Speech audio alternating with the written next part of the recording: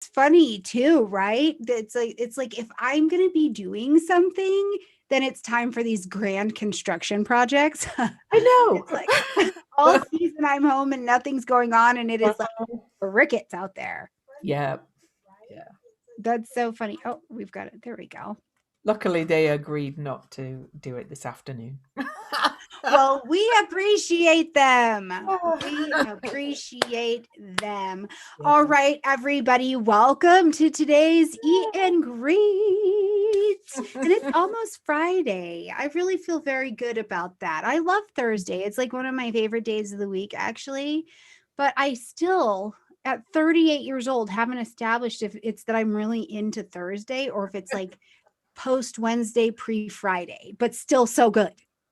I'm lucky if I know what day it is now that my husband works from home during COVID.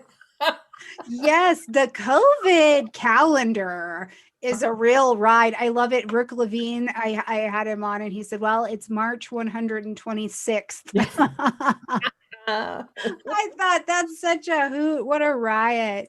Well, we're glad that you guys are here today. And hopefully, in the next hour, we give you something that's absolutely worth the time you took to show up. And I love the topic today. We're going to talk about Ceres. And on this channel, I talk about Ceres or I talk about any of the asteroids as they come up and I pull them from maybe a lunar event or something that I feel is really, really important to them. But I don't have a huge personal draw to them. So I love to meet people who do and bring that energy into the vibe over here. So today we've got Louise Edington, and thank you so much for being here. Oh, thank you so much for asking me. Like your shows are so much fun. I've got my snacks, I've got my food. What did you bring? Well, I have Olive Garden breadsticks, raspberries, and chocolate. Just a little something. Oh, yes. Oh my gosh. We just had Olive Garden last night too, and it was so delicious. Yeah, these are leftovers.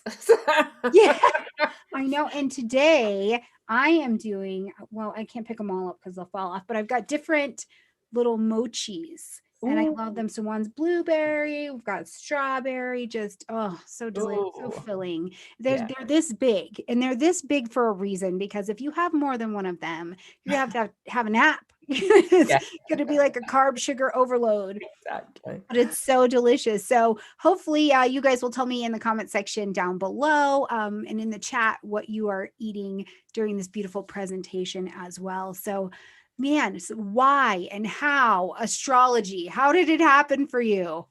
Oh, how did astrology? Well, I'd always been interested in sun signs like most of us. I've even got some stuff that I wrote when I was about 13, about sun sign traits and things like that. I've even still got that handwriting. But it wasn't till my first Saturn return, such a common story, that a friend of mine had taken some astrology classes and she read my chart and I was hooked, and she gave me a table of houses and some books, and I taught myself how to hand calculate charts because it was before computer programs. Well, there was probably some, but Um, and then I just kind of studied myself for many years, bought magazines, books, read everything, practiced on friends' kids, but it wasn't till 2012 that I kind of had this big kind of awakening, if you like, where I was like, why am I not doing astrology as a professional? So I actually took more formal training from an apprentice of Stephen Forrest, actually, and did one-on-one with her, and I took some other classes and just went for it and never looked back. So. Yeah. That's it, right? At some point, I feel like that is just such a common story for people is that like eventually you just gotta go. You've got to just jump out there. And then I don't know about you, but it was like after I jumped out there was more of when I figured out what I was made of, as opposed to before. Oh, exactly. And I try and tell all my students and friends that, they're going, well, I'm not qualified yet, or I'm not certified. And I'm going, just start. Even if you charge like $20 for a hemisphere reading or a one question reading, the more you do it, the more proficient you get and the more you trust Mhm. yourself. And I did a couple of kind of psychic fairs in the early days where, I had 10 minutes to answer one question. And boy, did that teach me a lot. It taught me to just look at the chart and trust what I could see. So, Yeah, they're like, I just want to know my whole life purpose in yeah. 10 minutes. Can you wrap that Yeah. up? But it was a really good practice to do at the time. Absolutely. Yeah. Absolutely. And so then when you came out, did you come out with this beautiful owl behind you, or has this evolved? That's evolved. This is about a year. This I renamed my business Cosmic Owl Astrology, and it actually came from another asteroid, Pallas Athena, because Pallas Athena is exactly conjunct Jupiter, my ruling planet. So Mm, and so I'm well, in fact, all the asteroid goddesses, as Demetra George calls them, are very strong in my chart. So it's not surprising that I'm drawn to them. In fact, I've got my Pallas Athena feminist yes. tattoo on my arm. So. Yeah, and I love it when I see your post come up, hoots from the cosmic owl. I just think that is so divine and funny and charming. It's like everything happening at once. I just love that. You can just do so much with the owl, and it's wise, and and I do soul astrology. I'm a modern astrologer, so the owls are also associated with death in many traditions. So I don't mean in a morbid way, but it's kind of death and transformation. So it fits Yeah. everything. So So you found your place and you yeah, started and we're here.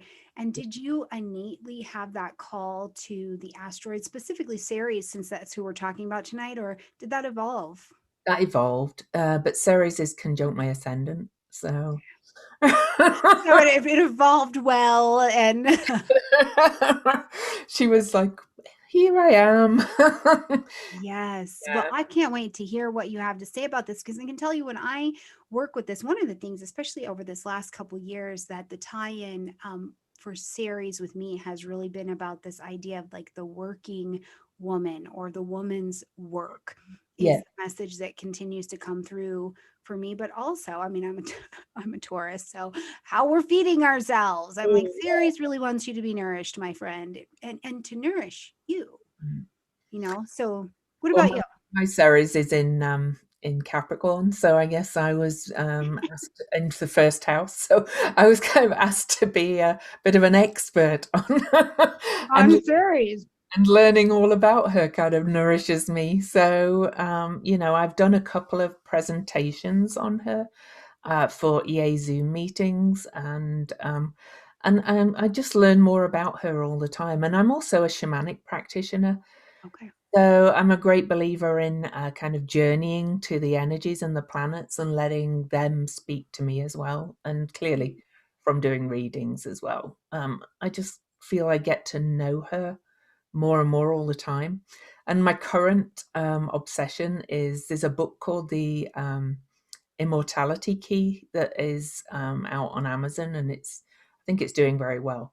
But it's Ceres is Demeter in the Roman tradition, and she's connected with the Eleusinian mysteries, where they actually were believed to have kind of taken psychedelics to get in mm. touch with. I'm not taking psychedelics, but but it You're was like, to it be clear. it was believed to be the forerunner to a lot of things like the Eucharist and stuff in a lot of the religions. Mm, So Ceres has this major connection with source and spirit, whatever that means for you. So, to my mind, yeah. anyway. Yeah. Wow. And my series is in Scorpio in the third house. Oh, she Yeah. probably speaks to you then. After this, you'll be noticing it more. Yeah. Oh, I'm sure. Every time I have somebody over, then I just go and that's like piece of my chart is like beaming, and hopefully that's happening for you guys out there too, that we have these guests over and then it gives us something to think about it, like a deeper exploration of these placements. And I'm So planning on writing a book on her when I get round to it. So yeah, well, you have a captive audience as we are all in the house. and available for reading, reading and Yeah. videos. Well, it'll be my third book, but this will be the one I really want to write. So, Oh yeah. yeah, well tell us really quickly about your other two books. Oh, I've got them here. You're like, oh, these things, oh, these old things. Well, my first book is Modern Astrology, Harness the Stars to Discover Your Soul's True Purpose. And, they're more kind of beginner intermediate books. This one gives exercises for helping you to embody the energies in your chart more. And this one, The Complete Guide to Astrology, I'm really proud of. It's always in the top 10 of all astrology books on Amazon. So it's number 5 today. And in it I kind of combine, I think you've studied various forms of astrology, I think. I Mhm. combine some of the language of the astrology of sect with modern astrology to stop talking about this is masculine over here and this is feminine over here. So I ask people to use night and day and take a more Mhm. youth approach to modern astrology. So Very, very cool. So we'll make sure the links to those books are in the description box down below, you guys, in case you'd like to pick those up if you don't already have them, because I believe the approach to modern astrology is used through Portland Astrology School of Astrology, right? oh, I think so, yeah. Yeah, I believe you've made the syllabus. I know. I'm very proud of these books, very, Yeah, yeah. So, brilliant. Well, let's jump in here. Let's talk all about Ceres. How do you work with her? What have you learned? What are we looking for? well, I love that you called her an asteroid in the advertising for this because I actually see her as the dwarf planet now. So, Oh my gosh. I have a whole shirt that says, I don't care, Pluto's a planet. So this gets me on the dwarf planet Oh, well, God. the dwarf planets are just as powerful as planets. It's just they're just a little bit smaller in size, but they pack just as much. And Ceres, well, she was asteroid number 1. She was discovered in 1801. But when Eris, the dwarf planet Eris, was discovered in 2005, it led to Pluto. I don't say demoted, it led to Pluto's reclassification as a dwarf planet. And Ceres was reclassified as a dwarf planet. And now we have Eris and a million other dwarf planets being discovered. And as most astrologers know, and most watchers probably know, every time a planetary body is discovered or changes in some way, their energy kind of expands our knowledge of the universe or our consciousness of the universe. It changes in some way. Like Pluto's discovery was the birth of modern psychology. So, I'm still researching what Ceres kind of brought into us because she was pretty much, even though she was there as asteroid number 1, people haven't worked with the dwarf planets or the asteroids in a massive way till fairly recently. So that's what my book's going to be. I'm going to research all this stuff. But she is in the asteroid belt, and she takes up, I think it's like 20, a quarter of the mass of the asteroid belt, and she's the only dwarf planet that's inside Neptune's orbit. Mhm. And because of her mythological story with Pluto and her daughter Persephone, Stephanie. yeah, I kind of feel like she's a bridge between worlds in some way, even more than Chiron, perhaps. She's a bridge between, the inside the asteroid belt um, planets and the outer ones. And her place as asteroid number 1 kind of signifies to me as well. So I think there's more to learn about her. So I'm still learning, and I will, happily come back on and talk about that when as I learn things. But Talk about all of the other things that you now know and you can bring back to us. yeah, yeah. But she was the Roman goddess of agriculture in the myth, and the love a mother bears for her child. But she also represented, she was the goddess of the common people, or the plebeians, as they called it back then. And, whilst the myth doesn't always fully inform the body of a planet or dwarf planet or asteroid, whatever, they usually have a lot associated with it. And I think because of the shifts we're getting in our collective, I don't want to get into politics, but I kind of mean the collective psyche, the common people seem to be rising up more, populist leaders of all kinds and things. So I'm trying to avoid getting too, but you know what I mean. Yes.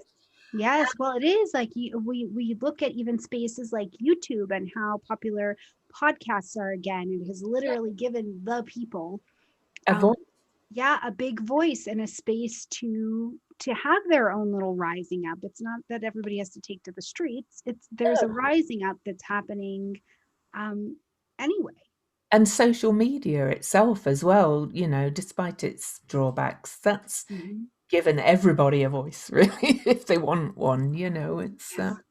so I kind of think Ceres is involved in that somewhere personally, because she did represent the plebeians, as they were called in Roman times, and she was very much associated with, the cycles of the harvest, and that's the common people. They would be out there in the fields, and then losing a daughter to a man you didn't approve of particularly, whether she was kidnapped or, as the modern rewritings say, that she actually chose to go and lose her virginity to Pluto. So Sure. it's associated with all those themes of the woman's work, as you say. So yeah. Yeah. Well, and I think I can't remember which moon it was attached to, unfortunately, this year, but there was this sense that was in there of Ceres representing a little bit of grieving that we were doing at Oh, that time as well. Just and I grief. think about that story of Persephone, Mhm. and like you said, whether she chose to go, whether she was kidnapped, whatever, there is this element of it's time for you to do this a different way. Something is Mhm. lost, good, Grief. bad, or indifferent. Yeah, the grief.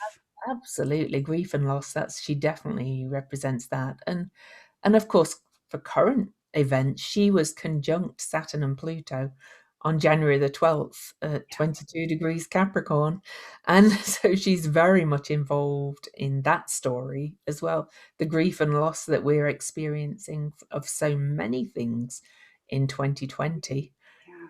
you know. Yeah, absolutely. Well, shall we? Are you interested in taking a journey of series through the different signs? So we have a little something to think about. Sure. Oh, I wow. know, huh? There's so much. I think about that and it's like there are so many different facets to put together because house and all of these other things, but maybe in a just a general way we can have a snack. Yeah, we can do that. Yeah, it's kind of not my thing normally, but I'm happy to do it because, I believe in her. So, Ceres in Aries, or the first house, it's kind of a loss, or loss of identity, and how you nurture yourself is finding out who you are, I think. I would say really a journey of identity. Who am I in this world? That would be my take on that, which is, since I have Ceres in the first house, it's been a constant theme for me, finding out who I am really at a really deep level. Second house, or Taurus, I would say it's about values and self-worth, and but really values. What values nurture you? Okay, and what in the natural world values you, and what material things nurture you as well. So, Better third, eat well. If you have Ceres and Taurus, you better just be on it with the food, right? yeah, With your or agricultural things. really eat well, yeah, and also have comfortable, nice things around you. But just very much like Sun in Taurus, but it's how it makes you feel comforted and nurtured. Mhm. So in your and then in the third house or Gemini, it's all about study, learning. You're nurtured by learning new things and listening to people and finding out new things, discovering, I would say, really. Would you agree? Yeah. Oh, I would definitely. And I'm third house Ceres, so I don't only like to listen to people, but being in that Scorpio energy, I'm like, yeah, yeah, but what's below that? Like Yes. what's the deeper piece of that truth of that information? And it is in the way where when we're considering Ceres, how do I nurture me? It is so comfortable. Mhm. So comfortable. And I love to listen in different languages. Oh, Yeah, I find a lot of comfort in that. oh, interesting. Yeah. But yeah, Scorpio and Gemini are both deeply investigative signs, aren't they? So having it both, third house at Scorpio is like, Yeah, I'm like the ultimate nosy without wanting the conflict. I'm like, look, I don't want the conflict, but can you give me like 1,000% of the details? That would be great. and then Ceres, fourth house or Cancer, it's emotional needs. It's really learning what fills you up emotionally, and learning to acknowledge that and express your needs. Especially in the fourth house, I think people aren't able to express that very well because it's such that hidden part of you. So, yeah, learning to express your needs emotionally. Yeah. Sure. And I would think too, in that just in the fourth house, the deepest portion of the chart, especially if it's anywhere near the IC, Mm. um, practicing in that expression, practicing grief, if that is a thing, that genuine expression of that. And I don't know, I feel like we have such a better space, at least here in the United States these days, to really welcome those kinds of expressions. But I just think it's important not to forget that she is about that because it's the thing that makes you healthy. Yeah, Yeah. exactly. And uh, obviously because she speaks to me so much. Books like if anybody's heard of Stephen Jenkinson, he's a wonderful guy who speaks and writes. He wrote a book called Die Wise, and it's all about loss and grief and things like that. If Mm, anybody's drawn to those things, it's about our whole society's um, approach to death and grieving. And when I say death, I don't just mean physical death. I mean, right, loss right. of a relationship and things like that. We always try and, you know, anesthetize ourselves from it, or just shove it to one side instead of facing these meaty things. I think Ceres likes to face the meat of life, really, life, death, everything. So Yeah. Well, I don't think you have your child either run off or leave, and it's just all okay. exactly, exactly. Or even when your child gets married, there's some Right. or just leaves home. It's not. There's many kinds of loss and death, right? So yeah, Yeah. or a divorce, or all those things. Yeah. Anyway, Well, in the phases, just in that idea of the woman's work, but just I think that's more about the path of work and human experience. I know as my children get to just different phases, there yeah, have just been the natural grieving. There was natural grieving as I, even in my adult years, came through phases. So it's mhm, all applicable. exactly.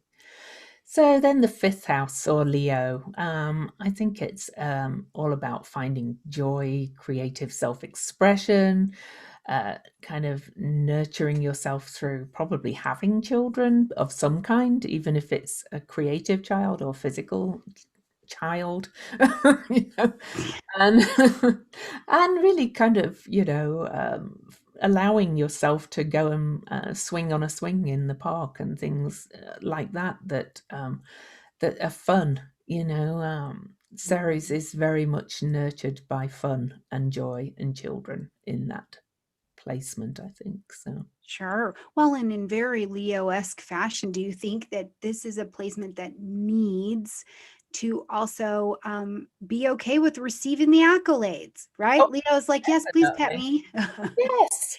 It's okay to need all this kind of. Yes, I recently was just interacting with a Leo and it was really great because it was so intrusive into my space. But when I took a step back to realize what's happening, I was like, oh, he is fully Leoing and he's saying, I would like this.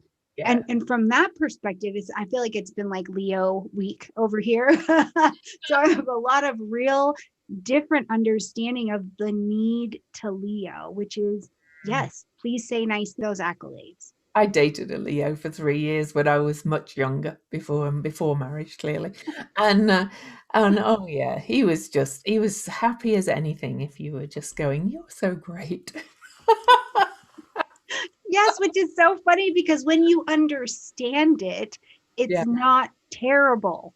But when you don't understand it, you're like, this person, like, get your life. What are you? Do you need friends or like what? But to understand it is beautiful. it is, but it doesn't mean you should fake it though if you don't think they're wonderful.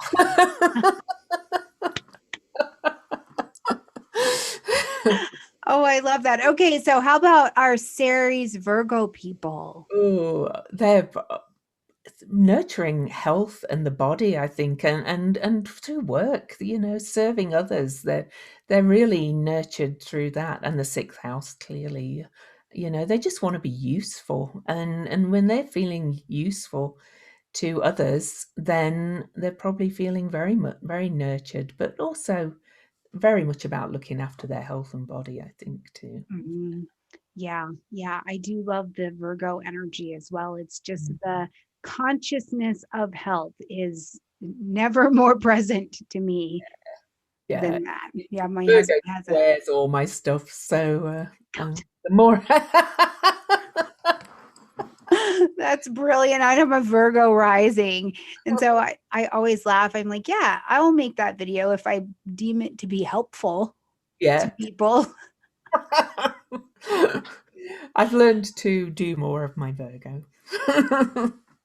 It's so busy. It is such a busy lifetime learning to really embody all 12 of these placements Yeah, in their fullest form. So I'd like when we get a placement there, like a planet or an asteroid or a dwarf planet, because it's like, okay, hey, I can actually chime into that maybe a exactly. little bit more strong in a Yeah, strong sense. yeah. And then the seventh house or Libra, definitely through relationships, significant relationships and friendships and things that they're nurtured through that, and also through they're probably very nurtured through trying to just be a bit of a peacemaker and bring some balance into people's lives. If the more they can step into that kind of energy, um, in a healthy way, then In a then healthy they're way. happy. Yeah, not the codependent pacifier. Sure, sure. And Ceres being in that um, space with Neptune and then being in Libra, that that vibration of Venus and of just something very beautiful seems Mhm. like it would be the story happening there, especially with all that energy of Neptune and Venus together. That is a lot to take in.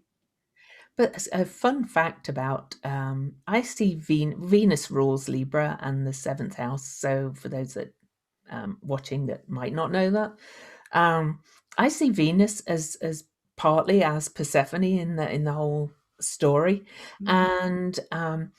and on December the 7th, 2024, Venus, Ceres, and Pluto will be exactly conjunct at 0 Aquarius, which is the degree that Jupiter and Saturn meet at this December the 21st. And so what is your interpretation of all that, except for like a big family dinner, obviously? Well, we're entering the age of Aquarius, astrologically, and I think Jupiter Saturn meeting on December the 21st is one of the steps into it. I don't think there's a day we go, but I think that's a big part of it. It's bringing together the mother, daughter, and the husband, all the kind of three energies at Mhm. 0 degrees of the sign of the astrological age that we're moving into. I'm hoping, but then I'm a Sagittarius, so I'm always really optimistic that that this is moving towards, and the fact that Ceres was involved in the conjunction this January, and this whole story's unfolding of people finally learning that we are connected and that everything needs to be drawn together in kind of a collaboration, if we are to survive, basically. So Yeah. Well, and at some point, you just have to like the person they ran off with. They're coming to Thanksgiving dinner. yeah, yeah, exactly, and that applies in all kinds of ways. All kinds of ways. If you're if your mother or whatever and you completely disagree on major things, you've got to eventually kind of accept, you know, the differences. Yeah. Wow. That is going to be really phenomenal. Mhm. Yeah, I know. Okay. Eighth house Ceres friends Oh, or Scorpio. Scorpio. Oh, well, you kind of gave a hint about it already because it's, deep investigation and also through deeply bonded, mergy kind of relationships in a healthy way. Again, where it's kind of almost got that tantric quality to it. There's nothing shallow about Ceres in the eighth house. Or Scorpio. It wants depth. It's kind of that mermaid meme. Do you remember? I have no fear of fear of depths, or something. I don't know what it was. I don't like shallow living or something like that. That's Ceres in Scorpio. It's the deeper you allow yourself to go, no matter I think what else is in your chart, the more self nurtured you will feel. So. Mm. Yeah, revelation at its finest, Hmm. right? Yeah, and I have found that with many of the Scorpio energies, whether it's Ceres or anything else, too much, um, too much on your own time actually ends up being a challenge. Yeah. 'Cause it's like, yeah, in the revelation and evolution, other people still need to be involved. Exactly. And the eighth house and Scorpio are both about relationships, really. They're about deep, meaningful relationships, not a bunch of friends. Just a few close chats. Yeah, brilliant. Okay, ninth house. Oh, this Sag placement. Well, teaching, higher learning, philosophy, all those things.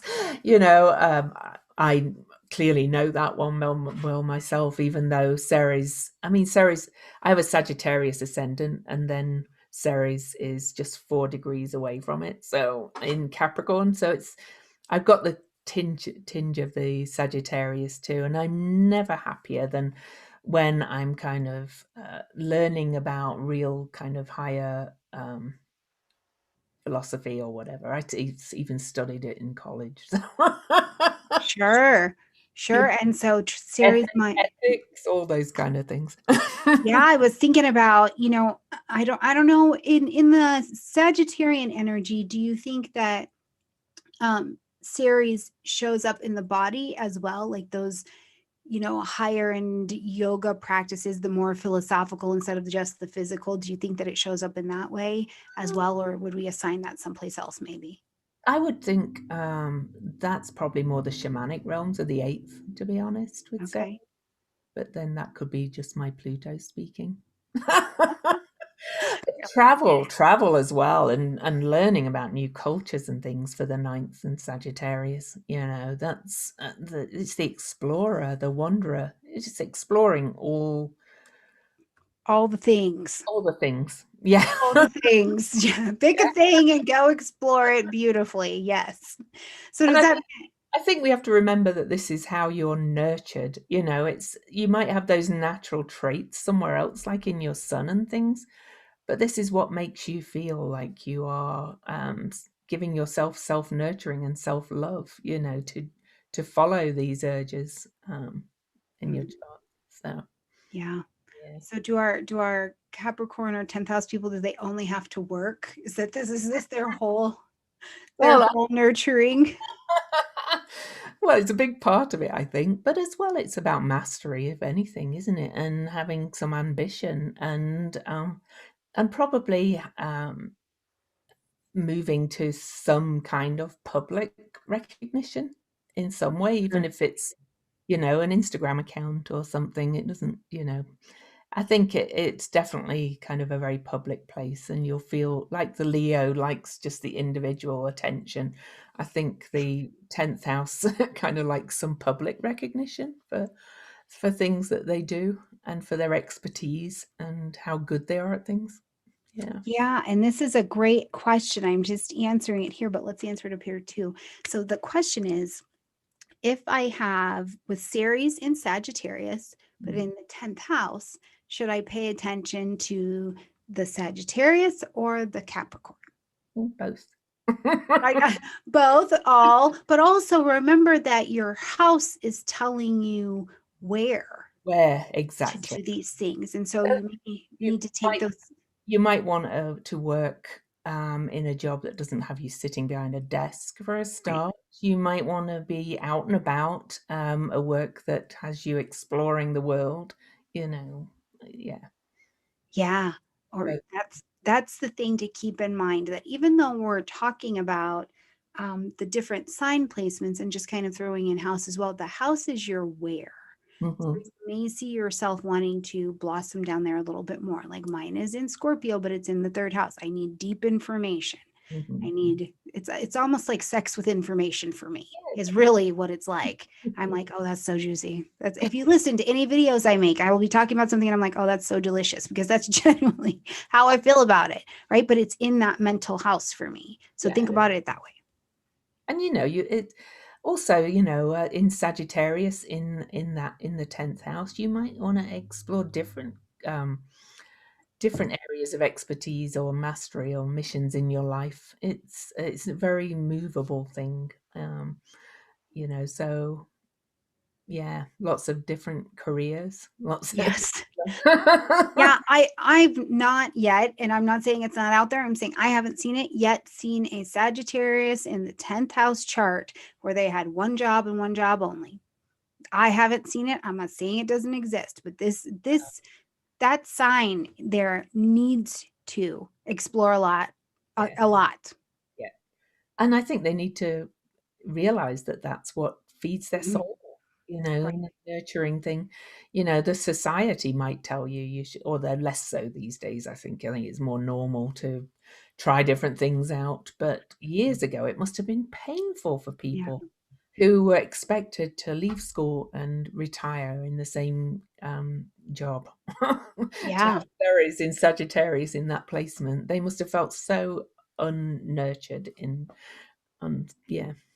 Absolutely. Well, and it's like other things in society today too. Some of the things that are just, I think, these natural human and spiritual needs are so much more acceptable. I was talking to somebody else, and it was like, before, if you went to therapy, you did that kind of quietly, and today people are like, listen to what my therapist said. It was so good. It's like just more of a supported environment at this time to do what you need to do, as long as you're getting things done.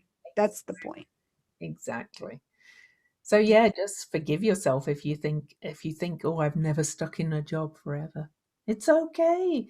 Right? If Maybe that is not what you're supposed to do. Yeah, yeah. And Yeah. or if you hate your desk job, then find a job where you're out and about, you know. Yeah. I feel like I want all Sagittarian 10th house people to write us travel guides. Mm, And just everybody can just all of you be editors or flight attendants. That would be so great, because then we'll know everything going on. travel bloggers. Yes, yes. Okay, so what about 11th house? You've got Aquarius or 11th house Ceres.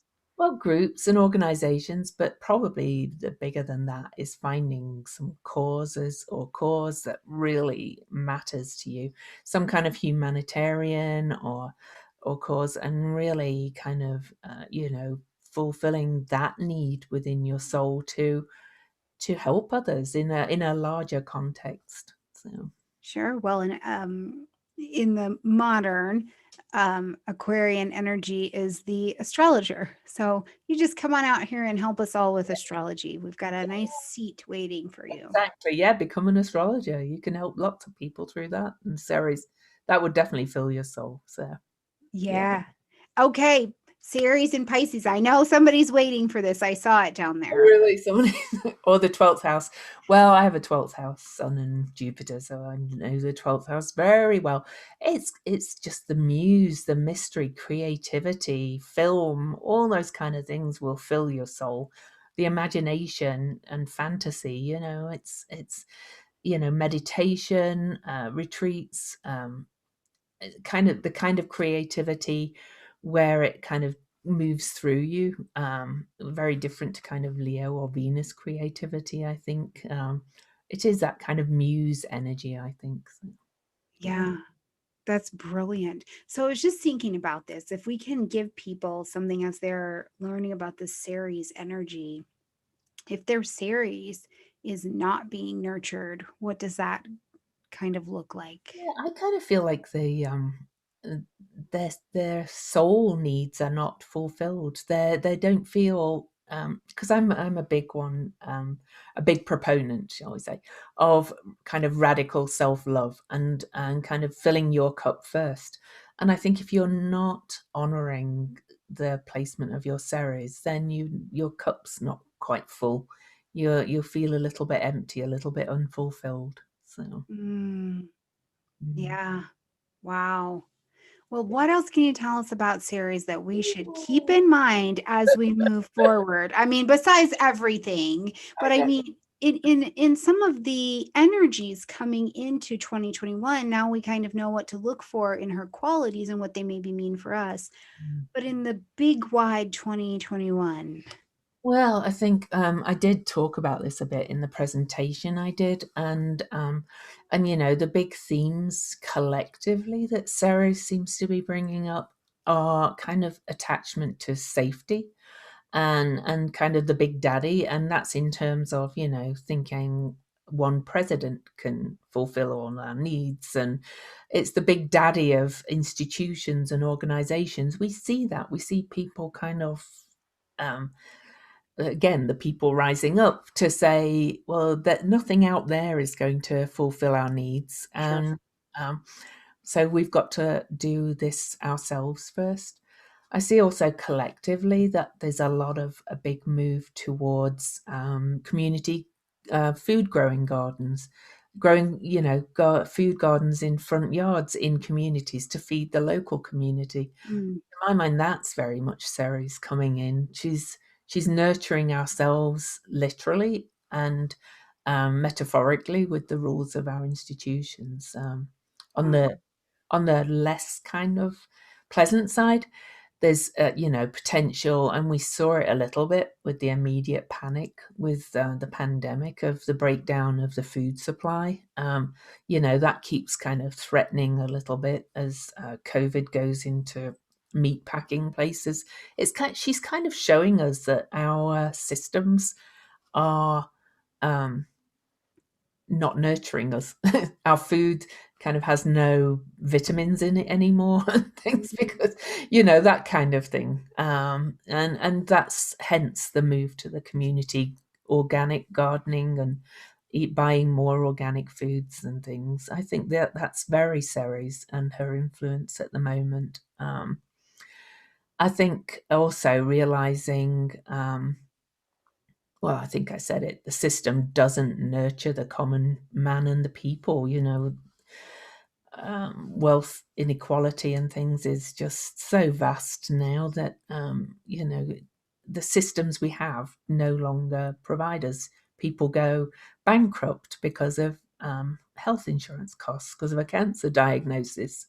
And I think Ceres is showing us that our actual systems don't work, because she started off in that Capricorn particularly as well. So this Yeah. year, that is. Yeah. And again, grief and loss for the life. We hear everybody saying, "Oh, when can we get back to normal?" Well, what's normal, eh? And do we want that back if um, if it kind of led to this. These are big questions, of course, Sure.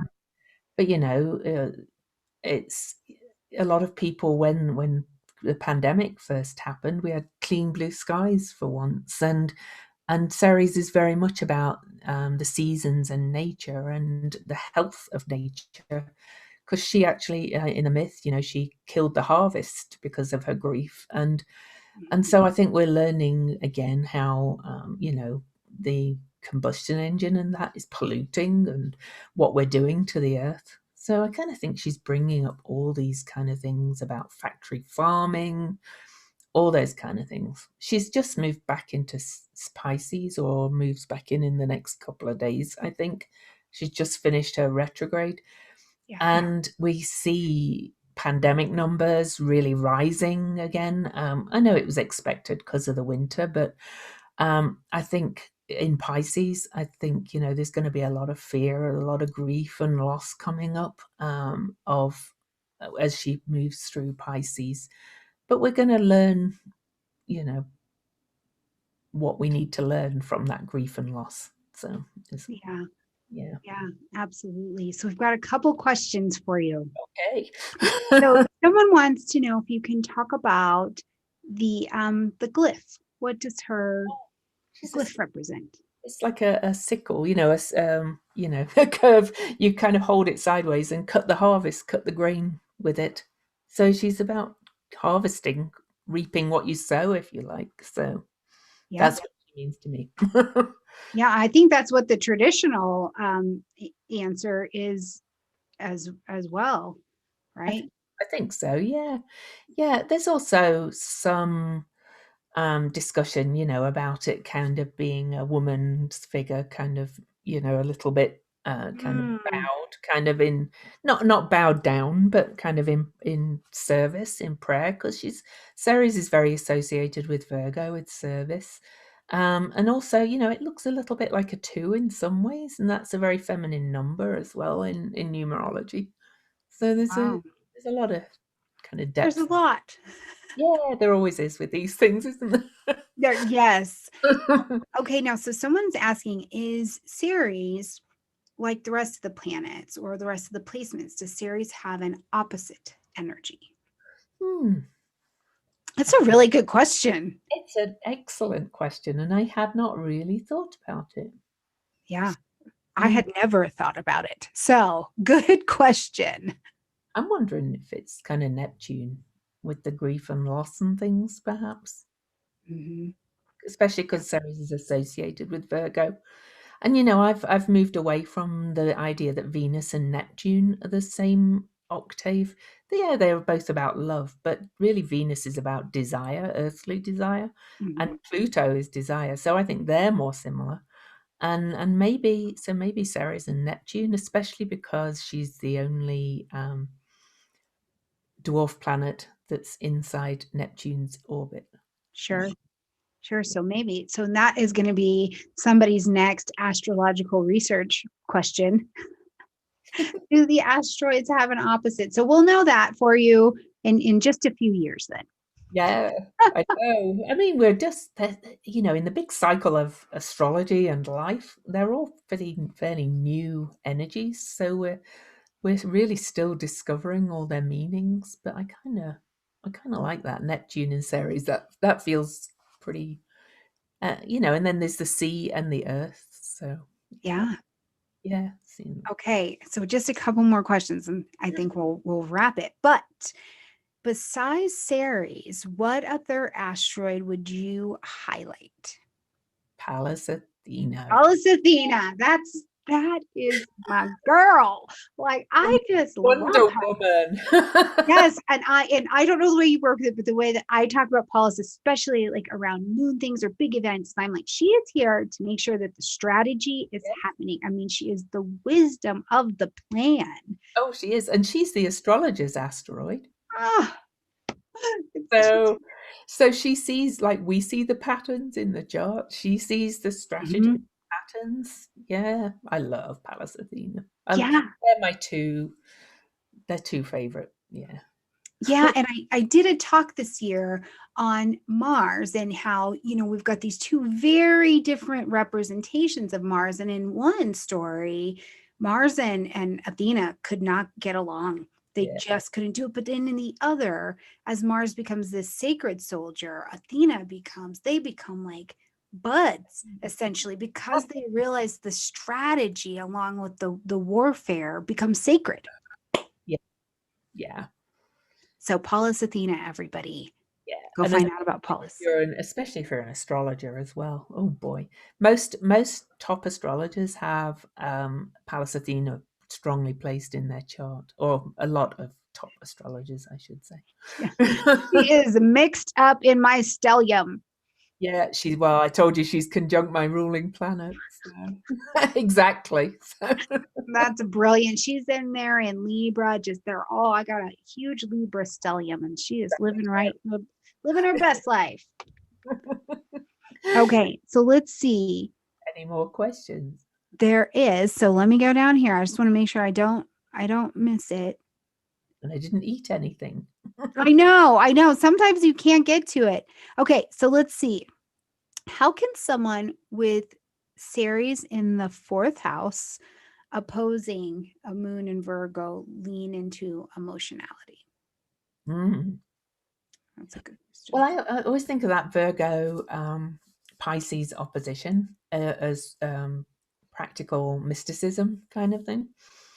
So, and in the fourth house, I would say that's kind of very deeply emotional mysticism.